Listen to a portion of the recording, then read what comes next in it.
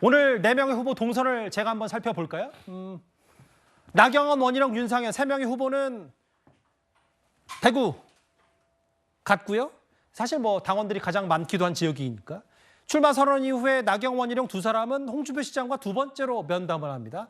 한동훈 후보만 오늘 서울에서 여러 일정을 소화하는데, 그런데 대구 경북 말고도 일부 충청권, 지방자치단체장들까지 한동훈 후보 비판에 가세하고 있습니다.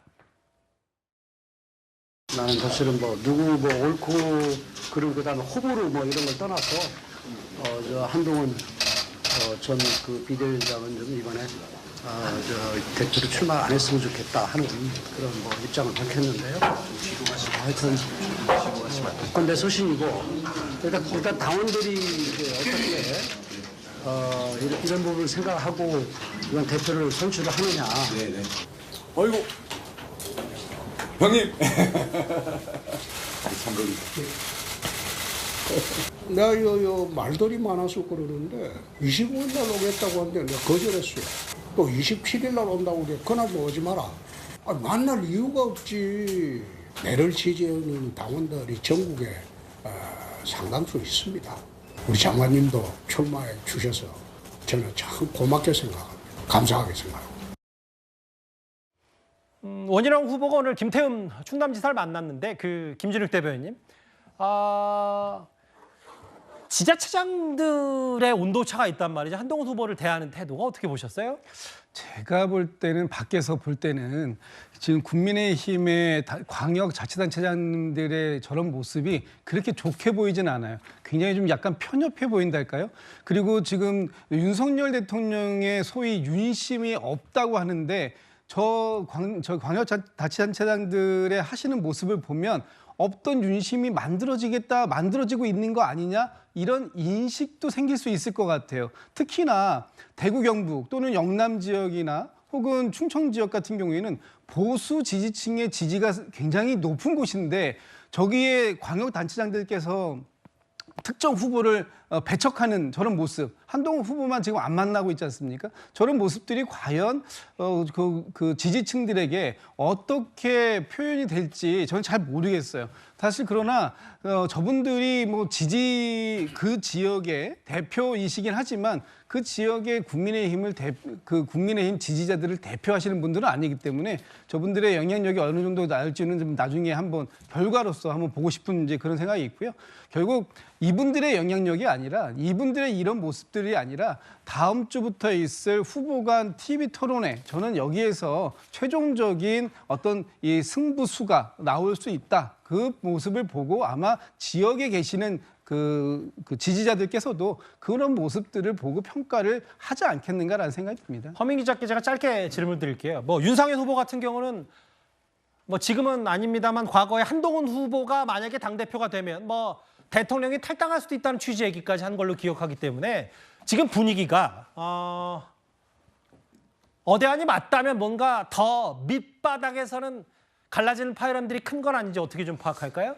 제가 오늘 직접적으로 답하기 전에 요 간단하게 에피소드 하나 말씀드리겠습니다. 아마 뉴스톱 10에서도 며칠 전에 다뤘는데 아마 제대로 그 내용이 안 나왔던 것 같은데, 이철규 의원하고 그 한동훈 후보가 40분 독대했다는 얘기. 저희가 짚어봤었어요. 네, 그 짚어봤었죠. 그때 이제 한동훈 후보가 이제 출마 선언을 하고 나서 그 의원회관을 돌다가 막 이철규 의원 방에 들어섰는데 예. 이철규 의원이 나가다가 만났어요. 예. 그래서 이제 또 오신 손님이니까 차 한잔 합시다 해서 40분을 하게 됐는데, 한동훈, 이철규 두 사람이 만났다. 그렇습니다. 예. 제가 그걸 아주 구체적으로 당사주 중에 한 분한테 제가 직접 들었는데 40분을 얘기했고, 거기서 이철규 의원이 집중적으로 물었다고 합니다. 왜 대통령과의 관계가 그렇게 어려워졌느냐? 왜 각을 세우고 그러느냐? 왜 이번에는 왜 출마를 하려고 그러느냐? 예, 뭐 그리고 왜 대통령이 밥을 먹자고 총선 끝나고 나서 전화했을 때 그걸 거절했느냐? 그것을 혹시 뭐 좀 내가 몸이 회복되면 한 달쯤 뒤에 먹읍시다라고 다시 뭐 되물을 수는 없었느냐, 이런 식의 질문을 집중적으로 했던 모양이에요. 이철규 의원이 한동훈 후보에. 네. 예. 그리고 나서 만약에 당대표가 되면 어떻게 가져갈 거냐 예. 그랬더니 한동훈 후보가 분명히 얘기하지만 이 국민의힘의 미래, 성공, 그리고 윤석열 정부의 성공을 위해서 나는 혼신의 힘을 다할 것이다. 그리고 그 성공을 위해서 내가 몸을 바쳐서 일하겠다. 난 그 신조에는 변함이 없다. 알겠습니다. 네, 이런 얘기를 했다고 해요. 저는 대통령의 탈당 같은 건 있을 수 없다고 보고요. 예. 지금 임기 아직 3년이 가까이 남았기 때문에 예. 그거는 지금 윤상현 의원이 아마 선거 전략으로 얘기한 것인데 별로 타당한 얘기가 아니다. 이렇게 생각합니다. 원환 갈등 얘기와 지자체장들의 움직임 얘기까지 길지 않게 만나봤습니다.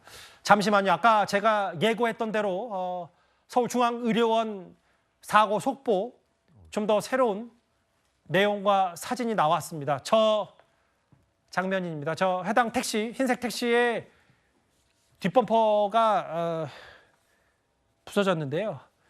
한 명이 크게 다쳤다는 속보, 택시가 돌진했다는 얘기 전에 들었습니다만 중앙의료원에 응급실에 차량이 돌진해서